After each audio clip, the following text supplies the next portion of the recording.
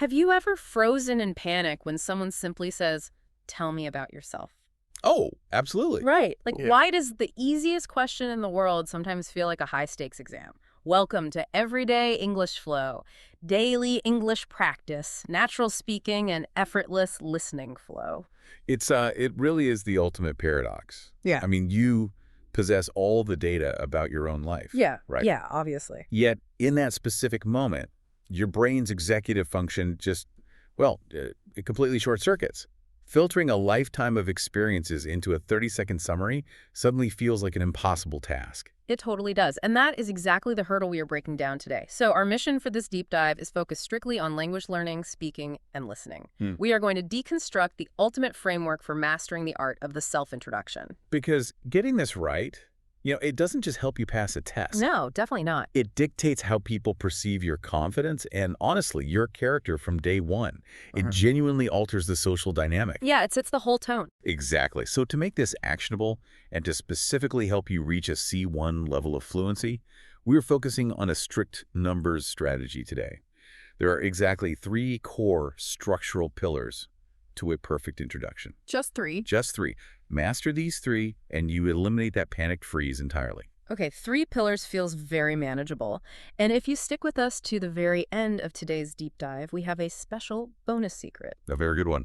Yes, it's a nonverbal cue that completely changes the psychological weight of your introduction, so you will definitely want to hold out for that. It is widely believed by top linguists and behavioral psychologists that mastering this single skill is the gateway to all other daily interactions. It really sets the baseline for your fluency. So let's look at the groundwork, because when I panic during an introduction, my instinct is to just blurt out my name and my job and then just, stop talking. The deer in headlights approach. Yeah. But I know that's not building a real conversation. That said, we do have to start with the facts, don't we? We do, yeah. And there is a very specific physiological reason why. When someone asks you an open-ended question like, "Tell me about yourself," your cognitive load spikes. Meaning your brain is just working too hard. Exactly. Your brain is trying to sort through thousands of memories and facts simultaneously. So, starting with undeniable truths, like your name, your location, your profession, it actually acts as an anchor. Ah, that makes a lot of sense. Yeah, it lowers your cognitive load, calms your nervous system down, and builds speaking momentum because, well, you don't have to invent a narrative. You're just retrieving hard data. So the facts are just the structural beams of the house. You need them so the house doesn't fall down. That's a great way to put it. We start with the name and where we are from, but okay, let me push back a bit here. For a C1 learner, just saying I live in London or I am from Tokyo, it feels a little flat, right? Oh, it is flat. At an advanced level of English, you want to provide a sensory anchor. You don't just state the city. You contrast a bustling big city with a quiet small town. You don't just say, "I live in an apartment." You say, "I live in a small apartment," or "I live in a house with a garden." So it's about giving the listener a specific image to hold on to immediately. Exactly. Yeah. And the same rule applies to your age and profession. Instead of the basic, "I am a teacher," you layer the data. Give me an example. So you'd say, "I am a 28-year-old English teacher," or "I'm a 25-year-old art student who loves drawing." By combining the facts into a single flowing sentence, you demonstrate syntactic control. I like that. Let's talk about the mechanics of moving between these facts, though, because when we finish talking about where we live and shift to what we do, native speakers rely heavily on discourse markers, and there is a specific phrasal verb that does a lot of heavy lifting here. Which one are you thinking of? Move on. Ah, yes. Move on is crucial. As a C1 speaker, you need to understand the pragmatics of this phrase. It doesn't just mean to physically travel forward, like walking down a street. Right, it's figurative. Exactly. In conversation, it signals a smooth thematic transition. You might say, once we state our name, we move on to our profession. And mechanically, when native speakers say it, they don't separate the words. Like, we don't say move on, we link the consonant V to the vowel O. It sounds like move on. Move on, yes. That connected speech is a huge part of sounding natural. It really is. That phonetic linking is exactly what separates intermediate speakers from advanced ones. And as we move on from our profession, a very natural next step is family dynamics. You can mention an older brother who is 29 or a younger sister who studies piano. You can mention your parents' professions too. Like, my mother teaches little children, and my father is a chef who cooks delicious food. Wait, actually, let's pause there on the word delicious. Sure. Because I want to look at why that word choice matters. Why shouldn't a C1 learner just say, my father is a chef who cooks really good food? Because good is an incredibly lazy adjective. It really is A1 level. I mean, good could mean morally right, it could mean inexpensive, or it could mean healthy. It lacks precision. It's too vague. Exactly. Delicious, on the other hand, is a purely sensory word. It specifically triggers the concept of taste. Advanced English is about precision and connotation. When you use a word like delicious, you aren't just conveying information. You're trying to evoke a physical reaction. Yes. You want to make the listener's mouth water. I see the logic there. The precise vocabulary just paints a better picture. But okay, I want to play devil's advocate for a second. Go for it.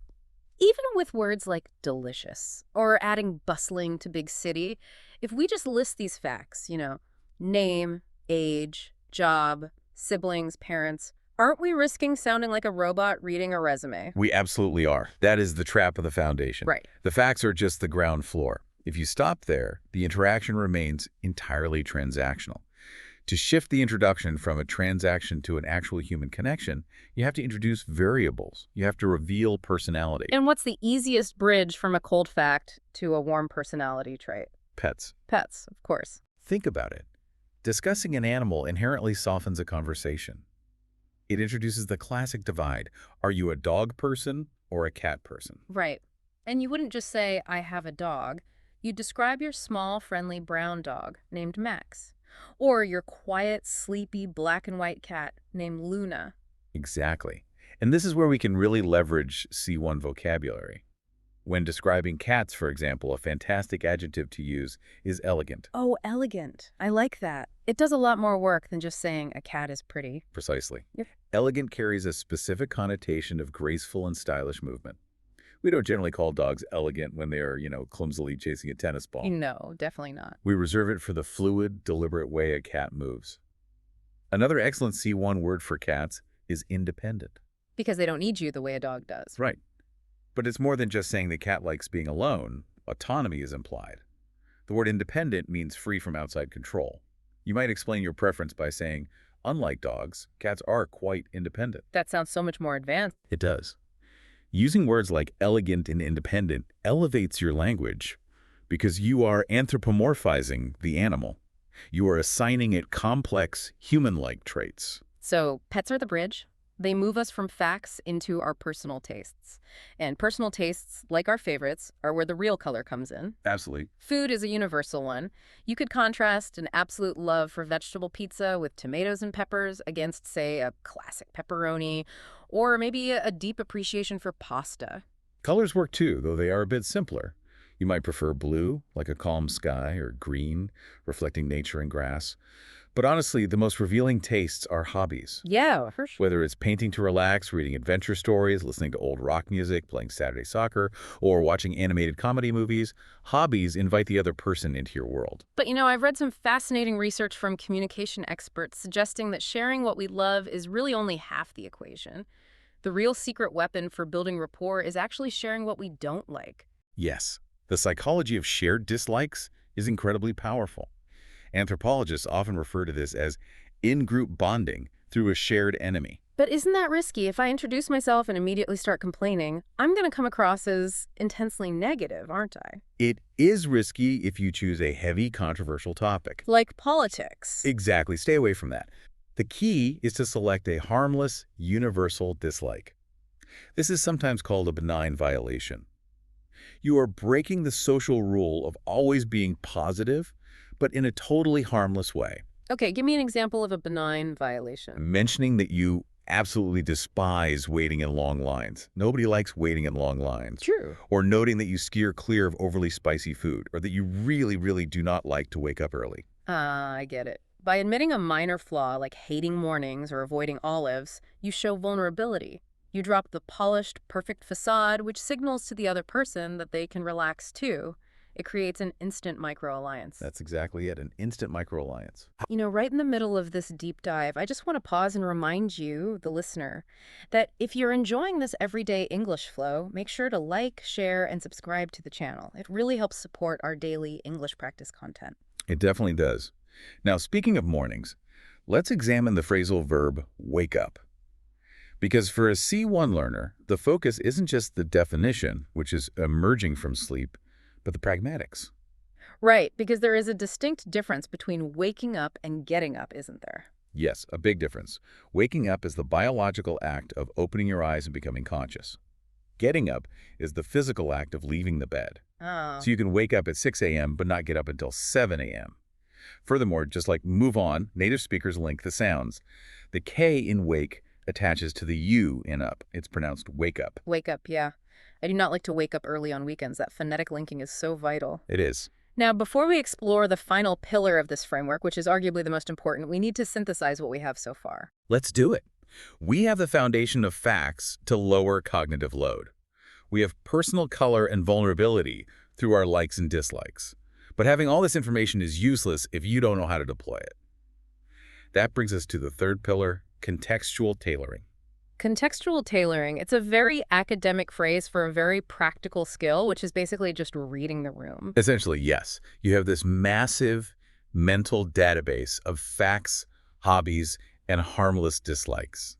The biggest mistake people make is assuming they need to dump the entire database onto the listener at once. Oh, the dreaded monologue. When someone says, "Tell me about yourself," and they spend 5 straight minutes listing their age, their dog's breed, their favorite pasta shape, and their hatred of traffic, it's exhausting for the listener. It is so exhausting. A self-introduction should never be a monologue. It is an invitation for a dialogue. Think of it like a buffet. Okay, I like that. When you walk up to a massive buffet, you don't take the entire tray of mashed potatoes, a whole roasted chicken, and an entire chocolate cake and pile it all onto your single plate. Well, some people might. Fair, but you shouldn't.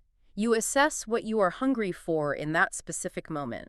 You pick 2 or 3 complementary items that fit the vibe of the meal. That analogy perfectly captures pragmatic adaptability.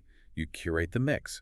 If the context is educational, say, the first day of an English class, you pull from the academic side of your buffet. You'd say, I am Paul, and I like to learn new things to advance my career. But if you drop that same line at a casual weekend barbecue, you're going to sound incredibly rigid. Very much so. At a party, you pull different items. Hi, I'm Emily, and when I'm not working, I mostly just paint and listen to old rock music. Which naturally acts as bait for a follow-up question.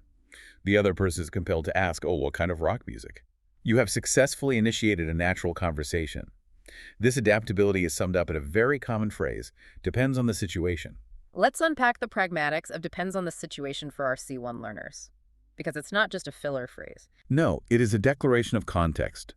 It acknowledges that your vocabulary, your tone, and the facts you choose to share are entirely contingent upon the environment and the audience. Right. Your introduction at a corporate board meeting depends on the situation being formal. Yeah. Your introduction at a local soccer game depends on the situation being relaxed. So, to pull all of this together, the ultimate self-introduction framework relies on 3 pillars. Number 1, the foundation. Anchor yourself with basic facts to eliminate panic and build momentum. Yes. Number 2, add color. Bridge from facts to humanity using pets, passions, and those harmless unifying dislikes. And number 3, contextual tailoring. Treat your personality like a buffet and only serve what fits the room. Exactly.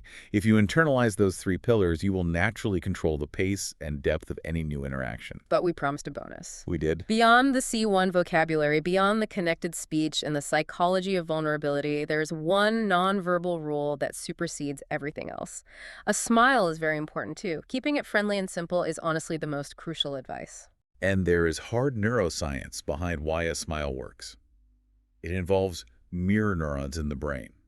When you smile warmly at someone during an introduction, their mirror neurons fire, causing their brain to subconsciously mimic your relaxed state. Wow. It literally forces the other person's nervous system to drop its defensive barriers. It changes the biological dynamic of the room before you even say your name.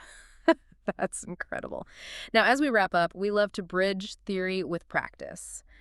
What are the 2 idioms we are highlighting today? First, we have Not a morning person.